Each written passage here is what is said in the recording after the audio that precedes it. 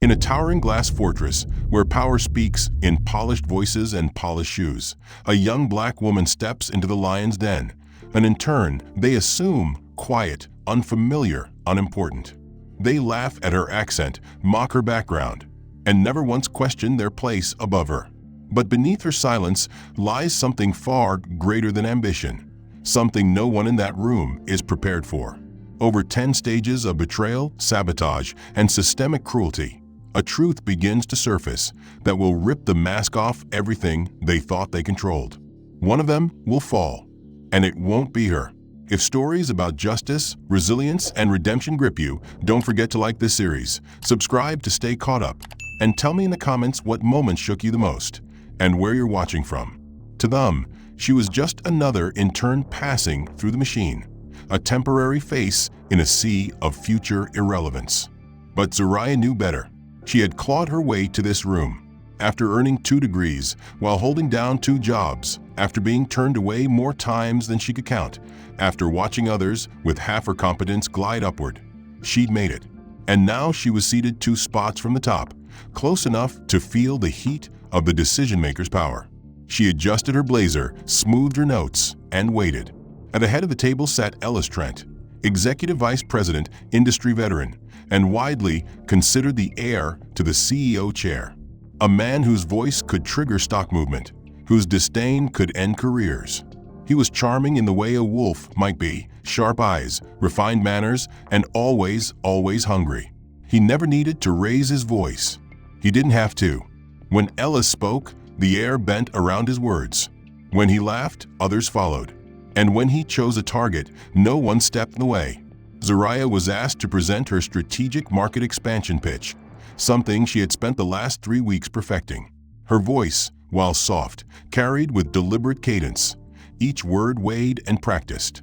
But then came the moment. She had barely introduced herself when Ellis leaned back in his chair, arms crossed, and said in a voice several tones higher than hers, mimicking her drawl, "Well now, ain't that the sweetest little accent this side of the Mississippi?" The room froze. Several glanced around, unsure whether to laugh or wince. Then Ellis turned to the group, wearing a crooked grin.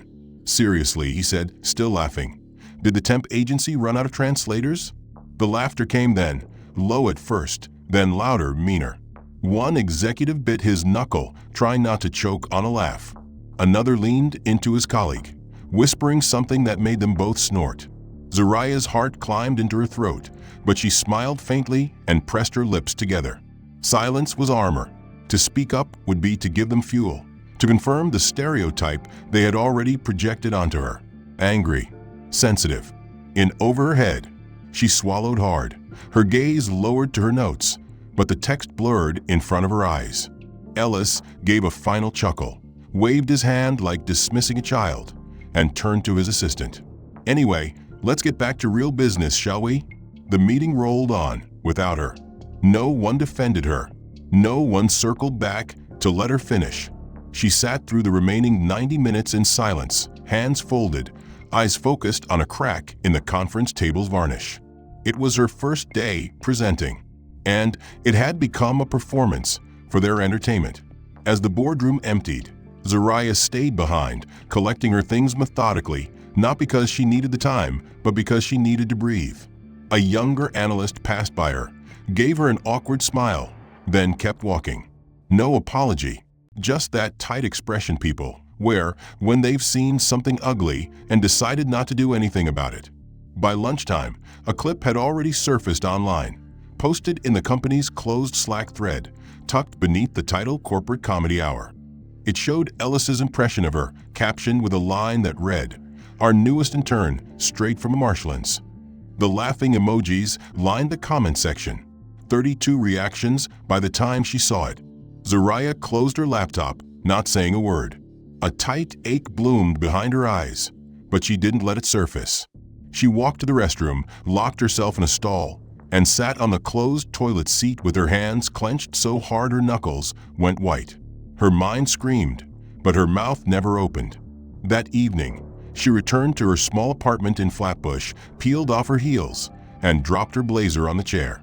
Her mother called, asked how her first big presentation went. Zariah smiled through the phone. "It was fine, Mama. They liked it, I think." She left out everything else.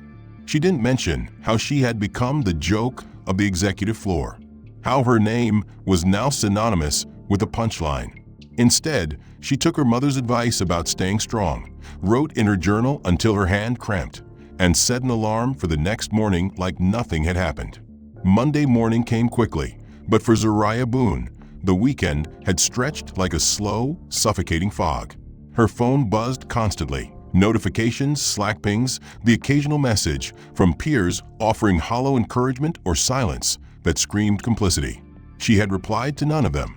Instead, she buried herself in review decks, company culture documents, and performance outlines, determined to regain the footing that had been yanked from under her feet.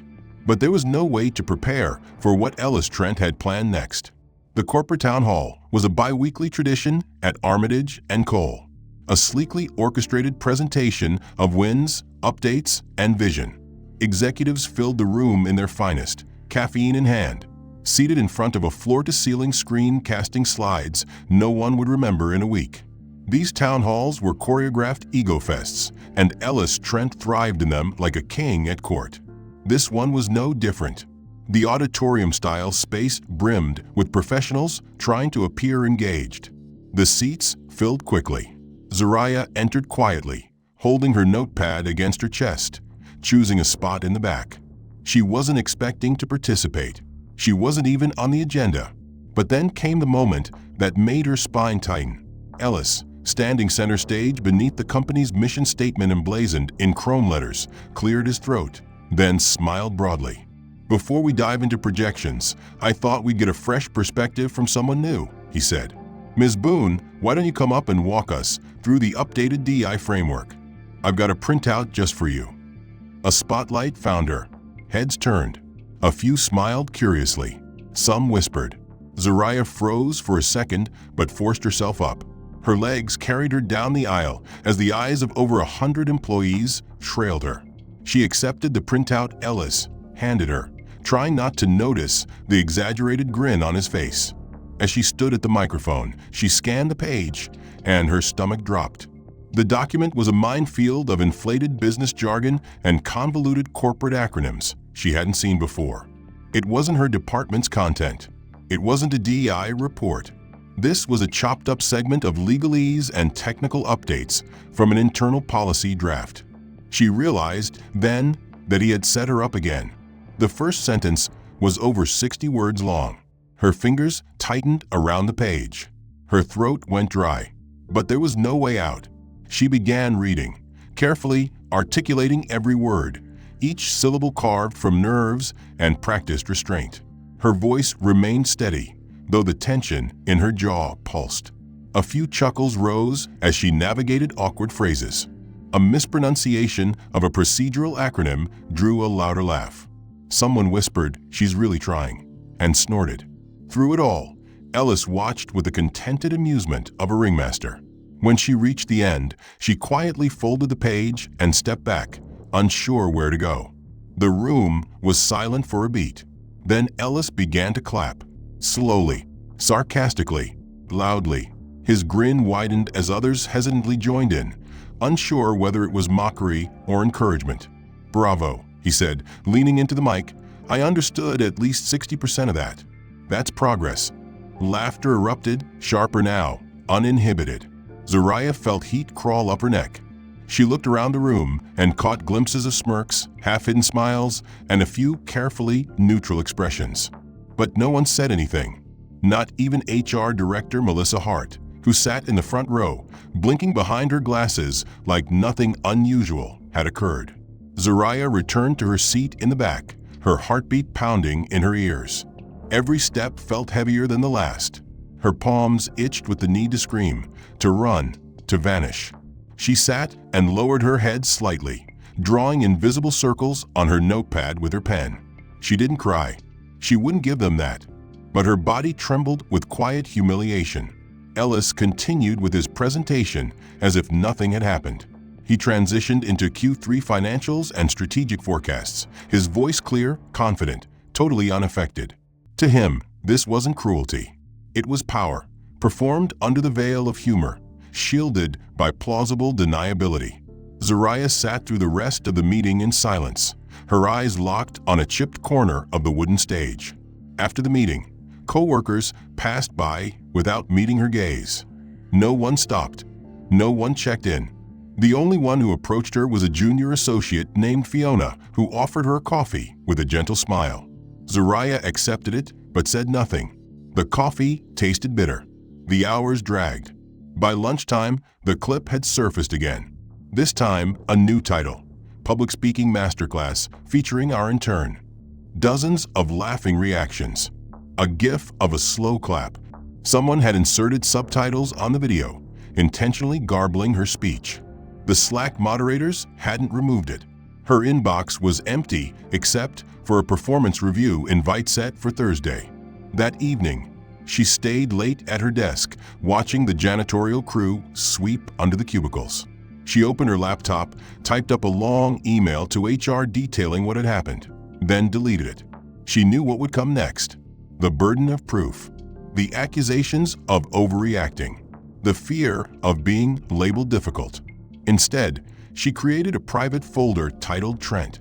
In it, she dropped the video clip and a few screenshots. She added notes. She began collecting receipts. She wouldn't fight back yet. She didn't have the power. But one day she would. That night, as she rode the train home in silence, surrounded by the low murmur of other passengers, Zariah stared out the window and imagined herself somewhere else. Anywhere but inside this machine that seemed so determined to grind her into silence. Her hands rested on her lap, steady now. She felt empty, but not defeated. Not yet. Zariah Boone arrived early on Wednesday morning, hoping for a quiet start before the team began flooding the floor with noise and caffeine. After the debacle at the town hall, she had stayed mostly invisible, sitting in the back, speaking only when required, keeping her presence light as air. Her trust had splintered, but her work ethic had not. She wasn't here to make friends. She was here to earn her place, no matter how bitter the cost. Her inbox was clean when she logged on, and she immediately began reviewing the materials she had sent out the night before, all 3 proposals carefully crafted for the Friday strategy session. The files had been attached, the subject lines were clear, and she had even requested read receipts. She double-checked everything. It was perfect. Still, something gnawed at her gut. By the time noon approached, her supervisor's assistant dropped by her cubicle, looking uneasy. "Hey," he said, avoiding her eyes. "Riley asked why you haven't replied to the vendor confirmations. She said you were supposed to send those out yesterday." Zariah blinked. "I did. I sent them all before I left." He shrugged. "Not according to the chain. Check your sent folder." She opened her inbox, clicking rapidly, but when the folder loaded, her heart stopped. The emails were gone. The 3 proposals weren't there. No read receipts, no drafts. As if they had never existed. Her hands trembled as she opened her folders, scanned her activity logs, and searched keywords. Nothing. She looked at her recent items, checked the cloud sync. Still nothing. Her pulse pounded in her ears as she realized that everything she had done the previous day had vanished without a trace. Before she could process further, Ellis appeared behind her like a shadow with teeth. "Morning, Zariah," he said, sipping from a gleaming ceramic mug. "I heard there's been a little hiccup." Vendor silence. She straightened in her seat. "I sent those emails." "I don't know what happened, but Ellis raised an eyebrow, feigning concern. "Did you?" he said, cutting her off with the casual precision of someone slicing a ribbon. "You want leadership, but you can't even reply all. It's the basics, Boone. Execution, not theory." A few heads turned from nearby desks. Conversations lowered. Zariah's cheeks burned, but she kept her tone calm. "I sent the emails. I'll check with IT." Ellis shrugged as if her excuses were beneath him. "You do that." He turned and walked away, his mug still steaming. When she reached IT, the desk tech reviewed her access logs and account history. He frowned, puzzled. "It's weird," he said, tapping at his keyboard. "You logged those drafts, even press send, but there's no outbound record. It's like something rerouted them before they left." Zariah stared. Can someone do that remotely? He hesitated. Technically, if they had the right admin access, yeah. But that's above my clearance. Want me to escalate it? She nodded slowly. Yes, please do. But even as she walked back to her desk, she already knew. Ellis had connections in every wing of a company. All it would take was a casual ask, a wink to someone in back-end, and he could erase anything. She sat down, cold with the knowledge that someone had tampered with her account and made her look incompetent, intentionally. Still, she didn't react. She sent a fresh set of emails, flagged them high priority, and included her supervisor this time. She backed up every file. She downloaded logs. She wrote the details of the sabotage into her private folder. But the next blow wasn't long in coming. Around 2 p.m., Zariah left her desk to retrieve a report from the print server. When she returned, her ID card wouldn't open the security gate. She swiped again. Denied. A red light blinked at her. She tried a second entrance. Still nothing. A security guard stepped over. "You okay, miss?" She explained calmly that her badge had stopped working. He checked her name against his tablet, then looked uncertain. "Your profile's been flagged for temporary hold. You'll need to wait in the lobby while we contact IT." Confused and humiliated, she followed him, walking down the long hallway as if on parade. A few coworkers noticed her being escorted and whispered, their eyes wide. It looked like a termination. It felt like exile. She sat in the lobby beneath a large digital screen advertising the company's diversity efforts, her hands still gripping her useless badge. 30 minutes passed. Then an hour. No one called. No one explained. Ellis passed by the glass railing above the lobby, coffee cup in hand, flanked by 2 other executives. He paused mid-conversation, spotted her sitting alone, then smiled. A slow, cruel smile. He didn't stop. He didn't wave. He simply turned and walked away. When IT finally called, they claimed her access had been flagged due to a suspicious login conflict. They restored her credentials and apologized for the inconvenience. She returned to her desk, expression blank, fingers numb. She reopened her laptop, resumed her work, and said nothing to anyone. That night, she added 2 more entries to her folder. Email sabotage, ID lockout, witness list minimal, motive, pattern escalation. She was tracking everything now. Every incident, every humiliation. Ellis had escalated from mockery to sabotage, from jokes to operational interference. He wanted her to break. He wanted her gone. And though she felt the sting of each blow, she wasn't going anywhere. Not yet. Zariah Boone returned to work the next morning with red-rimmed eyes and an ironclad expression.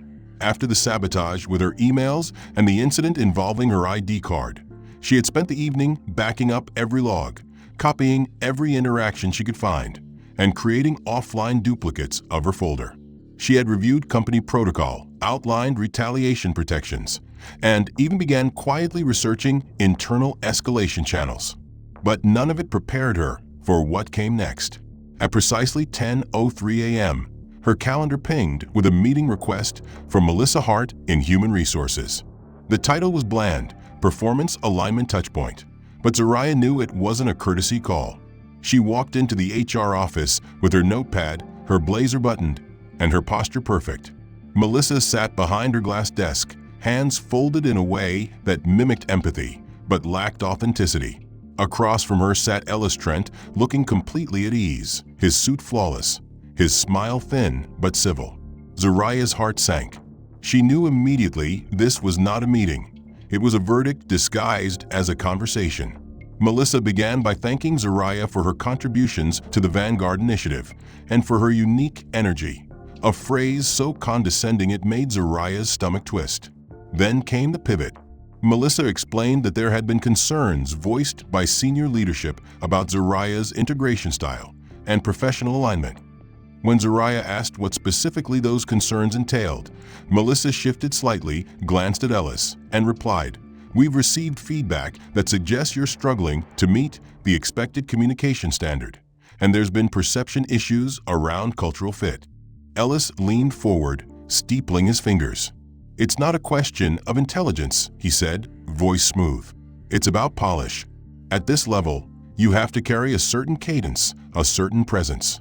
The impression you give reflects on the whole team." Zoraya didn't blink. She asked for examples, metrics, any concrete feedback. Melissa offered vague answers. "There's just been a pattern of missed cues," she said. "This isn't disciplinary. It's developmental." Ellis added, "No one's saying you don't belong in the building. We're just saying maybe the boardroom isn't the right place." Yet, that word, yet, landed like a blade. Zoraya knew this wasn't about development. It was containment. It was the next move in Ellis's plan to isolate and invalidate her.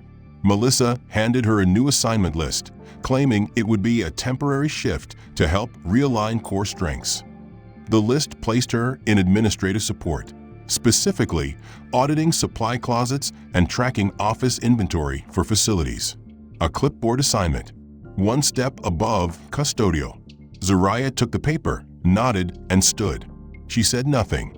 Ellis watched her walk out, his mouth twitching in amusement. That afternoon, she was relocated to a gray cubicle near the break room, far from her previous workspace.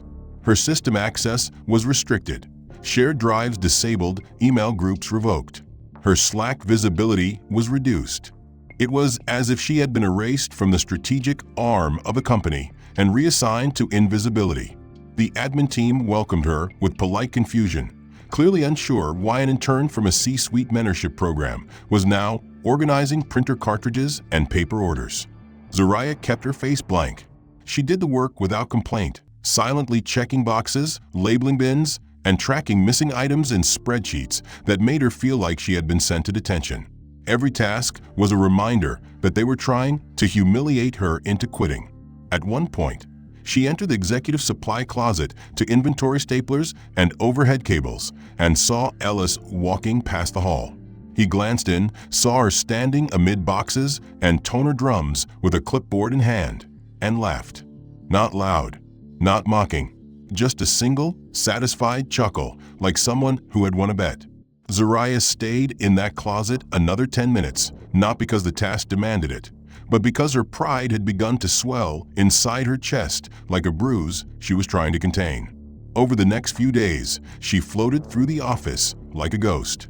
Her inbox was almost empty. Her badge access remained intact, but only for basic floors. Her name no longer appeared on the internal updates. It was as if she had been cut from the narrative and reassigned to the margins. People who had once smiled at her in elevators now averted their eyes. Some said hello, but quickly, cautiously, like she carried contagion. The message was clear: stay low, don't ask questions, and maybe they'd let her fade out quietly. On Friday morning, a courier delivered an envelope to her desk.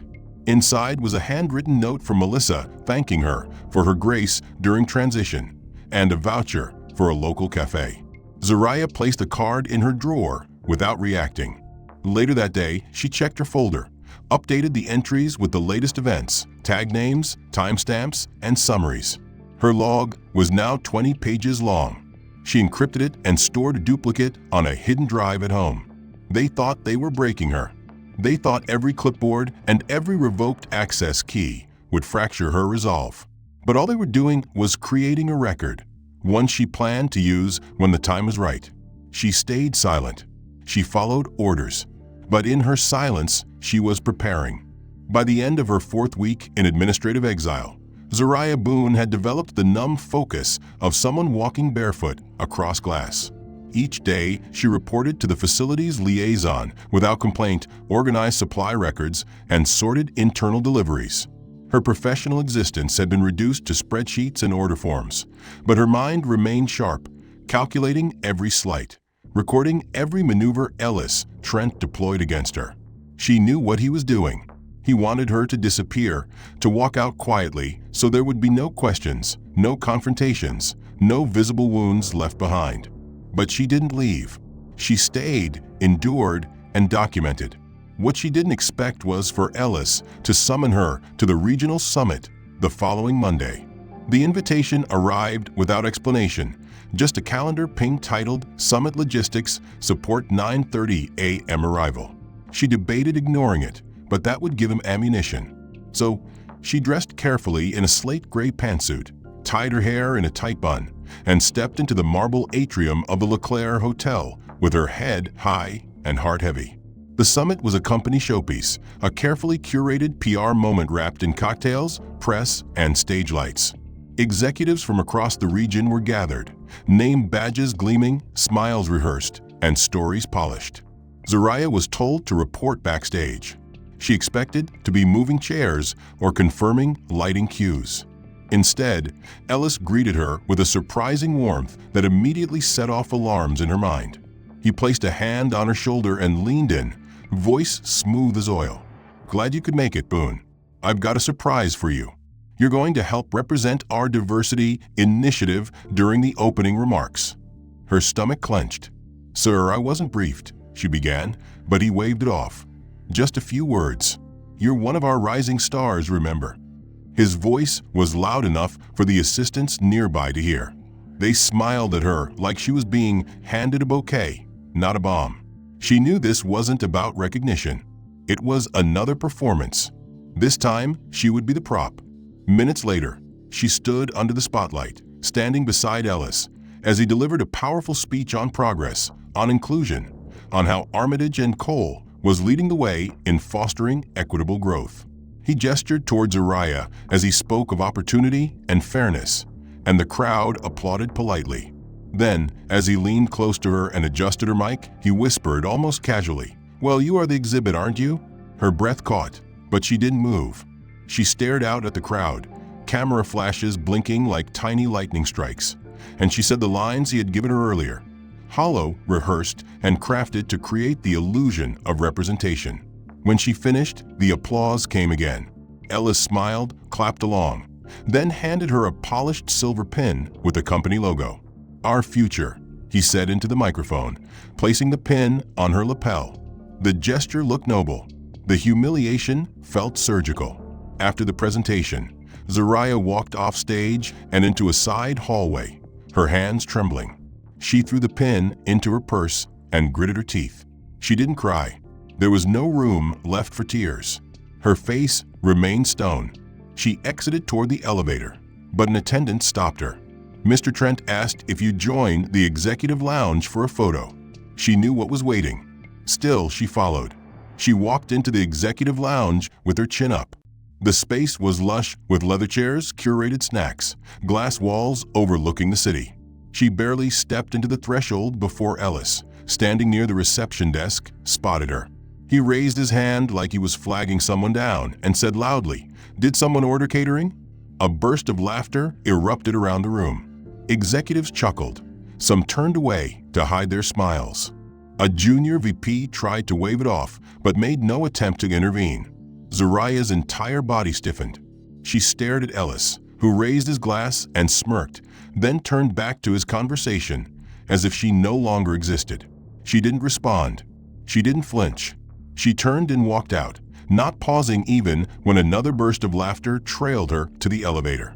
The moment she returned to her desk at headquarters, she opened her folder, added the summit transcript, inserted a voice memo from her phone where Ellis had whispered the exhibit comment, and uploaded an image of the executive lounge invitation. She time-stamped it all, attached witness names, and locked the folder with a new encryption layer. Her digital record was growing, bulletproof. That night, she stared at her reflection in the mirror. The girl who had walked into this company 4 weeks ago was gone. In her place stood a woman forged in silent fires. She didn't yet have the platform to confront Ellis directly, but she knew that confrontation was no longer a matter of if, it was a matter of when. Zoraya Boone entered the 6th week of her corporate exile at Armitage and Cole with a rhythm born not of peace, but of control. She had stopped expecting fairness. She no longer anticipated decency. Instead, she monitored every detail with the precision of a surgeon: times, words, actions, tones. Her document folder now held hundreds of entries, cross-referenced, tagged, and secured behind 3 layers of encryption. She had recorded Ellis Trent's pattern of harassment with such meticulous care that the file itself felt alive. But Ellis had noticed that she hadn't broken. And that was a problem for him. Because men like Ellis didn't just punish, they conquered. The next blow came wrapped in bureaucracy. On Tuesday morning, Zariah received a cryptic email from a compliance analyst requesting a degree verification review. The email was formal, curt, and included 2 forms she was expected to complete by the end of the day. At first, she assumed it was a routine update. She'd already submitted academic documentation when she was on board. But something about the tone, something about the CC list, felt off. Then the second email arrived. Her paycheck had been temporarily suspended pending verification of submitted academic credentials. The message claimed discrepancies in record matching and stated she would be paid retroactively upon validation. There was no apology, no direct accusation, just procedural language, neutral and sharp. Her stomach dropped.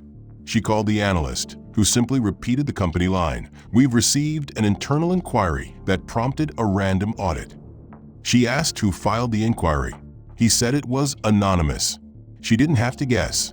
By the end of the day, whispers began to circulate among the admin floor. Someone had heard that Zariah falsified her degree. Someone else said she was about to be terminated. Even Fiona, who had always been kind, avoided eye contact. Her inbox remained mostly silent except for status updates on the review process. When she attempted to contact HR, Melissa responded with a single-sentence email. "Per protocol, we must allow compliance to complete its review before further discussion." The walls were closing in again. 2 days passed. She submitted notarized copies of both degrees, scanned transcripts, and contact information for her former university advisors. Everything was clean. Everything matched. Still, the silence lingered. On Thursday, a new message appeared in her inbox. The subject line read, "Event floor detail, 6 p.m. shift assignment." It looked official, formatted identically to company scheduling requests. The body instructed her to report to the 12th floor corporate event space to assist with post-luncheon cleanup. Confused but unwilling to draw more attention to herself, Zariah complied. At exactly 6 p.m., she arrived at the banquet hall. The event had ended an hour earlier.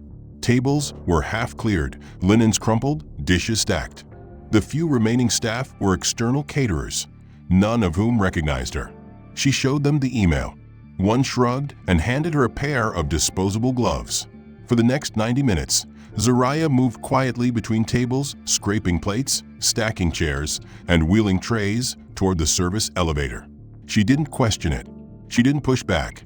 She was exhausted, broken by 1,000 paper cuts, and afraid that saying no to anything would hand Ellis exactly what he wanted, a reason to paint her as insubordinate. Across the building, on the 15th floor, Ellis sat in a private viewing room reserved for senior leadership. A large monitor streamed multiple camera feeds across the office building. One was trained on the 12th floor event hall. He sipped a neat pour of whiskey, watching as Zariah methodically cleared the last table. Next to him, an executive chuckled. "She's still hanging on?" Ellis smiled faintly. "For now." By the time Zariah returned to her desk, her blazer was wrinkled, her hands sore, her dignity scraped raw. She collapsed into her chair and opened her laptop to flag the assignment for clarification. That's when she noticed the email had vanished. The event floor detail message was no longer in her inbox. It wasn't in trash. It wasn't in archived folders. It was gone, as if it had never existed. She sat back, breath shallow, realization creeping through her bones like frost. It hadn't been a scheduling error. It hadn't even been a misunderstanding. It was another trap, another humiliation packaged as obligation. She looked around the nearly empty office, saw nothing but screens and fluorescent lights, and felt something shift inside her. Not just pain, not just anger. It was detachment, a cold, surgical detachment. That night, she didn't go home right away. She returned to the data archive server she'd built and added 2 new entries: false degree rumor pay suspension incident and fake cleanup assignment covert observation. She wrote every detail she could recall: The wording of the emails, the timestamp, the expressions on the caterers' faces, the cut on her palm from a broken wine glass she'd cleared without complaint. She saved a new encrypted backup and uploaded a copy to an external legal consultancy she had found online under an alias. Zariah Boone was no longer just surviving. She was planning. The morning of the quarterly stakeholder conference arrived with its usual flash of pageantry. Armitage and Cole spared no expense, turning the downtown convention center into a gleaming symbol of their corporate dominance. Marble floors were polished to a mirror shine, banners hung from the rafters bearing inspirational taglines, and media crews floated through the corridors, prepping for live coverage. Executives from every region arrived dressed for power, shaking hands with investors and smiling for photo ops. Ellis Trent stood near the front row of the ballroom, wearing a custom Navy suit, fresh haircut, and his signature confidence. He had delivered the opening statement for the past 5 quarters and expected this time to be no different. His internal sabotage campaign against Zariah Boone had, to his mind, already succeeded. She was off the map, confined to clerical corners of the building, her credibility eroded by carefully seeded doubts, technical disruptions, and socially weaponized humiliation. To him, she was no longer a factor. She was a ghost whose memory would soon fade from the company's story. As he stood talking with 2 board members, he didn't notice the subtle shift in security posture or the new faces among the press crew. He didn't question the CEO's delayed arrival or the buzz among event coordinators. When the lights dimmed and the host took the stage to announce the start of the summit, Ellis straightened his tie, already preparing to receive a mention in the CEO's opening remarks. The host welcomed the attendees, delivered a polished overview of the company's recent performance, and finally called upon the CEO, Julian Merrick, to deliver the keynote. Julian took the stage to strong applause, offered his usual charming smile, and launched into a forward-looking speech on responsibility, transparency, and transformation. But then his tone shifted. "Today," Julian said, his voice deepening slightly, "we begin a new chapter in how Armitage and Cole confronts culture. For the past 6 months, our firm has participated in a silent internal ethics audit, one that reached across every department, every leadership tier, every procedural layer." The room stilled. Conversations halted. Ellis blinked once. This initiative was conducted by an embedded advisor under full executive authorization, with the support of our holding partners and legal counsel. The goal was simple: identify fractures in equity, detect misuse of power, and surface truth. A long pause followed. "Ladies and gentlemen," Julian said, "please welcome the newly appointed Senior Equity Advisor and Executive Oversight Strategist, Ms. Zariah Boone." A hush fell over the ballroom, then an explosion of reaction. Gasps, applause, flashes from the press pit. Heads turned, and from the back of the ballroom, flanked by 2 internal audit officers, Zariah Boone stepped forward. She wore a tailored black suit, gold cufflinks, and an expression carved in steel. Her walk was unhurried, composed, unstoppable. Each step was a reckoning. Ellis didn't move. Couldn't. His face drained of color, the blood fleeing from his skin as his posture stiffened. The board member beside him glanced at him with wide eyes, then leaned back in his seat. The entire room watched as Zariah mounted the stage, accepted a firm handshake from Julian, and stood at the podium. Her voice was clear and unwavering. 6 months ago, she began, "I entered this company under the Vanguard Initiative, not as an intern, but as a compliance officer with executive-level authority. My role was to experience the culture at every tier, to observe patterns of conduct, and to determine the integrity of our leadership from the inside out." Murmurs spread through the crowd like a wildfire. She continued, "What I witnessed was a disparity between the company's values and its actions, a culture where silence was currency, where power shielded misconduct, and where image outpaced accountability. I recorded everything. I filed every incident. I followed every process, because I wasn't here to be believed. I was here to build a case." Cameras zoomed in. Ellis shifted slightly in his chair, but his muscles felt locked. His palms itched. His vision tunneled. Zariah's voice never trembled. My report has been submitted to both internal audit and the board of directors. Immediate review of senior management conduct is now underway. Misuse of authority, retaliation, and abuse of administrative systems were not isolated events. They were normalized behaviors. The audience sat in stunned silence. The press whispered behind camera lenses, relaying notes. Julian stepped back to the mic. We will be releasing portions of this audit to all employees. Transparency is not a punishment. It's a reset, and it begins now. Zoraya nodded once, then stepped down from the podium.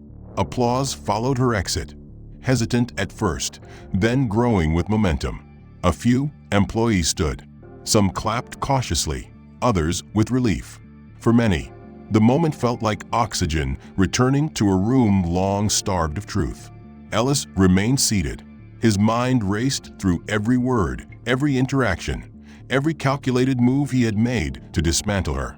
And now the same woman he'd mocked, isolated, and erased had returned, not broken, but elevated. Not erased, but reintroduced as his equal, no, his superior. He had underestimated her, not just her resilience, her purpose.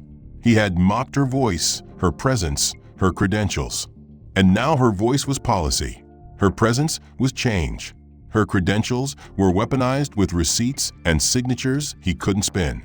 The meeting concluded with a brief intermission.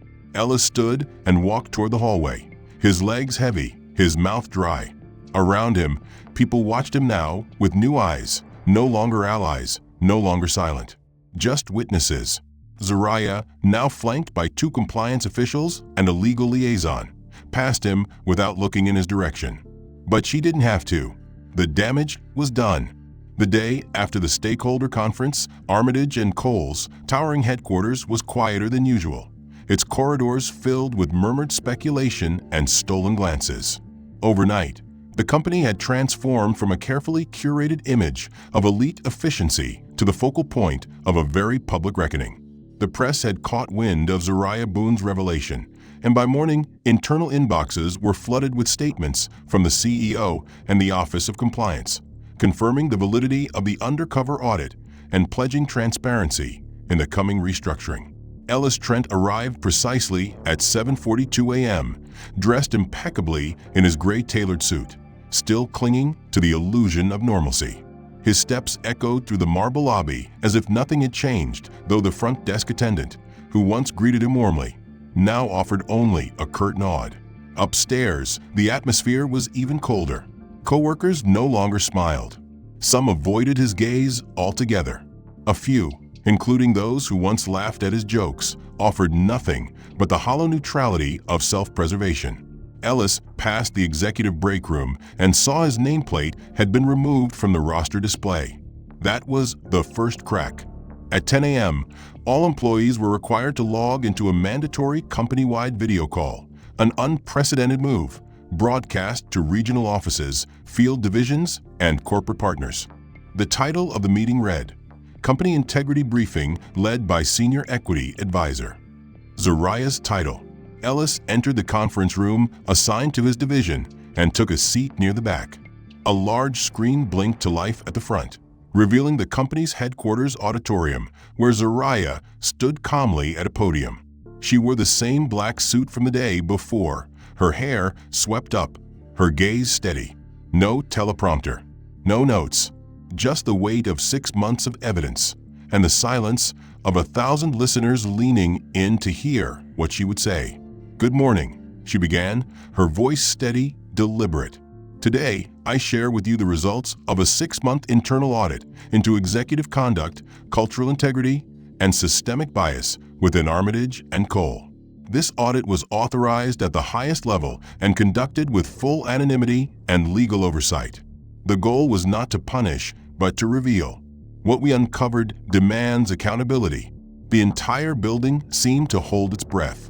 37 formal incidents were documented involving discriminatory conduct, abuse of authority, retaliation, and violations of equity policy. 24 departments were involved. 15 managers are currently under review. 3 senior executives have already been placed on administrative leave. and one executive has been removed from project authority effective immediately. A list of bullet points appeared on screen as she spoke. Each was brief, direct, brutal. Ellis's name appeared forth in a line of suspended executives. He stared at the screen, unmoving, as a new message pinged his company device. It was from compliance. Subject: access suspension immediate. His laptop disconnected from the internal server. His badge stopped functioning a moment later, as if in coordination with her words. Transparency, Zariah continued, means naming patterns, not just individuals. It means acknowledging that silence is complicity, that laughing at cruelty is participating in it. That culture is not what we claim, it's what we allow. At the bottom of the screen, viewer reactions were disabled. No one could speak. No one could interrupt. Only Zariah's voice filled the space. "We move forward not by hiding the past," she said, "but by confronting it. My role is not vengeance. It is restoration. That begins today." Her face faded from the screen, replaced by a series of names and department action items. The call ended 30 seconds later.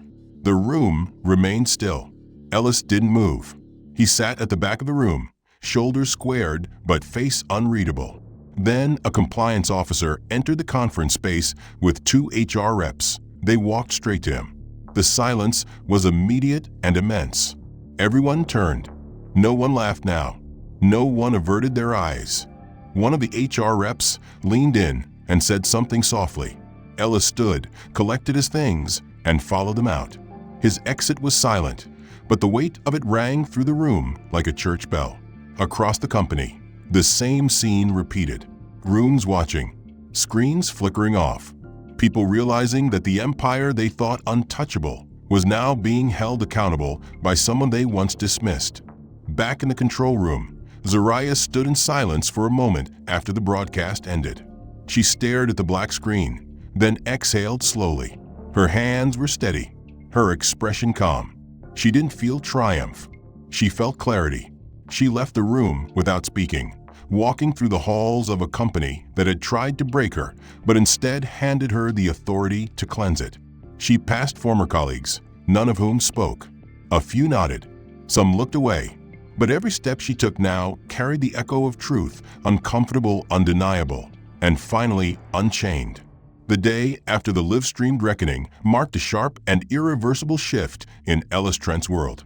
Gone was the quiet reverence he had once inspired, the subtle power he wielded with a raised brow or a sardonic remark. Now, the very air around him seemed thinner, colder, as if the building that had once belonged to him was beginning to reject his presence like a foreign body. When he arrived at Armitage & Cole's headquarters that morning, dressed in a subdued black suit and sunglasses that no longer felt like armor but camouflage, he was met with silence. The front desk attendant, once eager to please him, offered no greeting. The elevator ride was slow, the mirrored walls reflecting a man beginning to understand that the shadow he cast no longer held weight. At the 15th floor, his badge light blinked red. The reader chirped, "Access denied." He tried again, slower this time, as if patience could override protocol. The red light blinked again. A low buzz followed, and the security guard nearby stepped forward. "Mr. Trent," the man said, polite but firm. "You've been reassigned. Please visit the compliance office on floor 7 for next steps." Ellis didn't argue. He stepped back into the elevator and pressed the button with a calm hand, but his stomach twisted. Floor 7 was for transitional clearance and legal processing. He knew what that meant. Still, he went. When he arrived, a woman from the Office of Legal Standards met him with a sealed envelope and a clipboard. She introduced herself without a smile. "Mr. Trent, you are currently under review for multiple verified misconduct claims. You are to refrain from accessing internal systems and prohibited from communicating with current staff unless authorized." She slid the envelope toward him. "Your hearing date isn't closed. Pending outcome, your employment status will be officially determined within 5 business days." Ellis opened the envelope mechanically. Inside was a printed letter from the company's legal department, dense with policy language. The allegations were listed clearly: abuse of authority, targeted harassment, deliberate obstruction of internal processes, falsification of system data, and discriminatory conduct in violation of federal workplace equity laws. There were no names, only incident IDs and excerpts from anonymized witness statements. One read, "The executive used my accent to belittle me during a presentation, and the room left. I was not allowed to continue speaking." Another, "He erased her emails before deadlines, then publicly shamed her." Another, "I watched her clean floors after hours from the camera feed in the executive lounge." He called it discipline through humility. Ellis's hands tightened around the paper. He read through each line, his heart pounding harder with every word. There were 7 pages of documented offenses, all supported by timestamps, system records, and confirmed testimonies. A handwritten note from the compliance chair closed the letter. "Mr. Trent, your conduct has violated the foundational values of this firm. Any further obstruction will be referred to external counsel." Without another word, Ellis left the office. He did not return to the 15th floor. He did not speak to anyone. The company had already moved on. By that afternoon, his name had been removed from the online directory. His email bounced back auto replies. His nameplate had been stripped from the conference room doors, replaced with new signage reflecting departmental realignments. Zariah's title now stood where his had once glimmered in brass. The digital board near the main stairwell displayed her photo next to the phrase, "Integrity in Action." Ellis walked to his car alone, avoiding every eye in the parking lot. That evening, as rain patterned the windows of his high-rise apartment, Ellis sat in silence. His phone remained dark, messages unanswered. His inbox, what was left of his personal accounts, filled with updates from compliance, final paycheck arrangements, and requests to return company property. The formal termination notice arrived via courier just before 7 p.m. He opened the envelope with numb fingers. The letter was short. "Effective immediately, your employment with Armitage & Cole is terminated. A full copy of the audit findings related to your conduct is enclosed. You are barred from contacting any current employees, and all benefits cease as of today. Any attempt to interfere with the investigation will result in further legal action." A supplemental packet followed, dozens of pages, screenshots of Slack messages, transcripts from internal meetings, a timeline of retaliatory incidents. Each file had been sanitized of personal identifiers, but Ellis recognized the words. His words, his tone, his attacks. They stared back at him now like ghosts, undeniable and damning. For hours, he sat in his home office, reading and rereading the documents, trying to find some crack in the armor of truth that had brought him down. But there was none. Every paragraph, every data point, every audit trail had been compiled with precision. Zariah had been watching, recording, building a fortress of facts around every moment he had dismissed as harmless cruelty. He thought he had silenced her. Instead, he had given her all the ammunition she needed to bury his reputation and end his reign. As midnight crept closer, Ellis finally moved. He walked to the living room, poured a glass of whiskey, and stared out at the city skyline. The empire he once ruled was still out there, glittering. But he was no longer part of it. He was on the outside, alone, facing the full consequence of what he had done. And for the first time, there was no one left to blame but himself. Ellis Trent hadn't stepped foot into a corporate building since the day he was removed from Armitage & Cole. In the months that followed, he'd withdrawn from the circles that once defined him, disappearing from the speaking circuits, abandoning the networking events that had once revolved around his name. The press, hungry at first, had eventually moved on to new scandals, newer targets. But the scar of exposure remained, etched into every failed application, every unanswered email, every door closed with subtle finality. His reputation wasn't merely damaged, it was dismantled. A glossy veneer of power stripped down to the raw truth of a man forced to face the wreckage of his own making. At first, he deflected. He blamed the culture, the pressures, the expectations. He convinced himself he'd simply been misunderstood, caught in the shifting tide of a world suddenly obsessed with fragility. But the documents wouldn't let him forget. They were thorough, methodical, undeniable. Every quote, every tactic, every humiliation he'd engineered against Zariah Boone and others like her stared back at him with clarity. And the silence that followed wasn't from vindication. It was exile. In that silence, something began to shift. It wasn't instant. Redemption never is. But slowly, uncomfortably, Ellis began to see past his excuses. Not just the damage he had done, but the parts of himself that had allowed it, his entitlement, his cruelty masked as wit, his delight in control. He started reading, at first to defend himself, but then, curiously, to understand. He read books on equity, leadership ethics, restorative practices. He watched panel discussions, listened to recorded stories of workplace survivors who sounded nothing like Zariah, but reminded him of her all the same. Firm, unyielding, quietly broken before they rose again. And eventually, months later, he walked into the Community Equity Center at the edge of the city, tucked between a library and a church. It wasn't announced. No cameras, no consultants, just a small circle of folding chairs in a quiet room lined with books and coffee mugs. The program coordinator, a former HR director turned advocate, welcomed him without fanfare. Ellis sat near the back and said nothing during the first few sessions. He listened. He listened to a woman talk about losing her job after reporting harassment. He listened to a man describe how his accent made him a constant target of jokes until he stopped speaking in meetings altogether.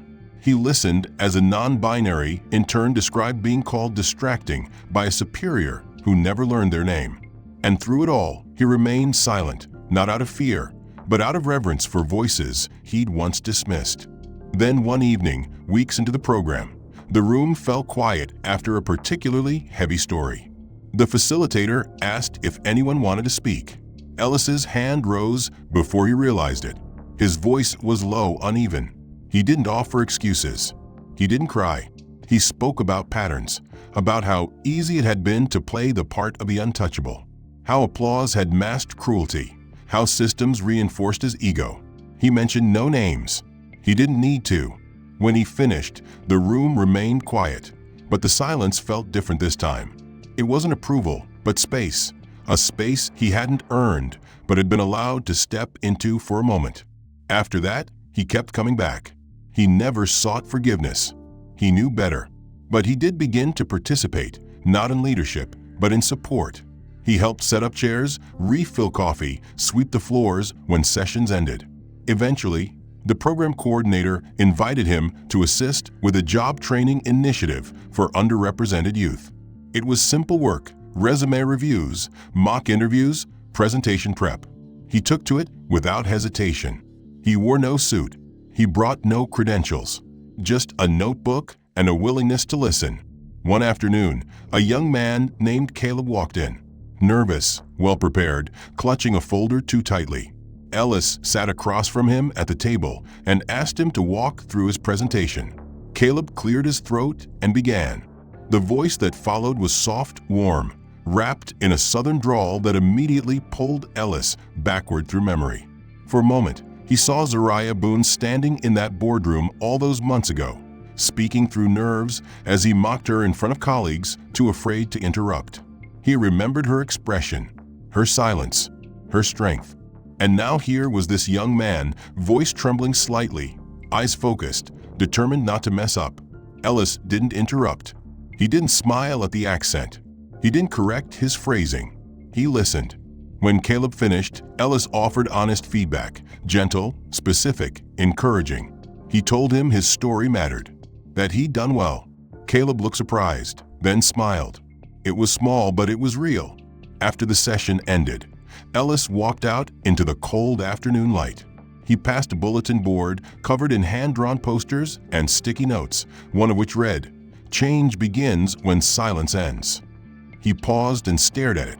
Then he reached into his coat pocket and pulled out an envelope.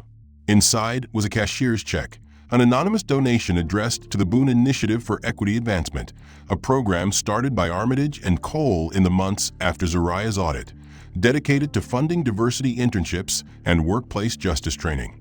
He dropped it in the mailbox without a name, No letter, no credit. He didn't need it.